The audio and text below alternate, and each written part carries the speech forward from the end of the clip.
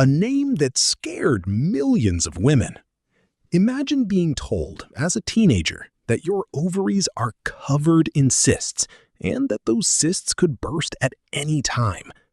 That's exactly what happened to millions of women diagnosed with a condition called PCOS for decades, based on a misunderstanding. In 2026, doctors finally gave this condition a new name, and it corrects a mistake that shaped how an estimated 1 in 8 women were diagnosed and treated. What PCOS used to mean. PCOS stood for Polycystic Ovary Syndrome, literally many cyst ovary condition. Doctors would do an ultrasound, see dark spots scattered across the ovaries, and call them cysts. Patients were often told these cysts could burst, sometimes needing emergency surgery. It sounded alarming because it was described as alarming. The surprising twist? They were never cysts at all. They're actually immature eggs that got stuck partway through developing and couldn't fully mature or release during ovulation. Nothing about them is at risk of bursting. Why the eggs get stuck? The real story is simple. Women with this condition have an overabundance of eggs in their ovaries. With so many eggs competing for space, each one struggles to grow and make its way out. That crowding is what disrupts ovulation, leading to irregular or missed periods, and making pregnancy take longer to happen naturally. The good news doctors want more women to hear? Here's something many women are never told. Research shows women with this condition are just as likely to reach their desired family size as women without it, and 80% conceive without medication or IVF. It may take longer, but the fear that it usually means infertility simply isn't supported by the evidence.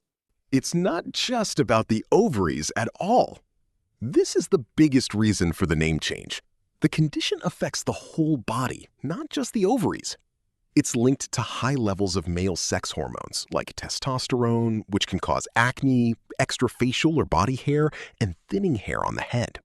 It's also strongly linked to insulin resistance, which can raise the risk of weight gain, type 2 diabetes, high blood pressure, and heart disease. Anxiety and depression can show up too. A surprising silver lining after 40. Here's a genuinely happy surprise. A recent study found that the higher egg reserve linked to this condition may delay menopause, and later menopause is linked to living longer, plus a wider window for pregnancy later in life. Why does this even exist?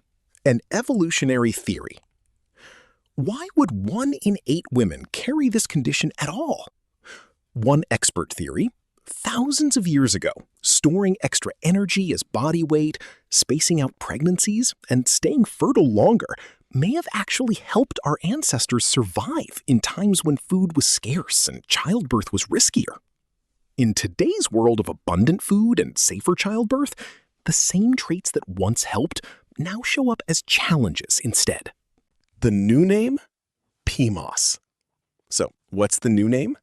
Polyendocrine Metabolic Ovarian Syndrome, or PCOS, announced by endocrinologist Helena Titi at the European Congress of Endocrinology in Prague. It took 14 years of work with 56 patient and professional organizations to land on a name that's scientifically accurate and finally reflects that this is a whole body hormonal and metabolic condition, not just an ovary problem. Why a new name matters.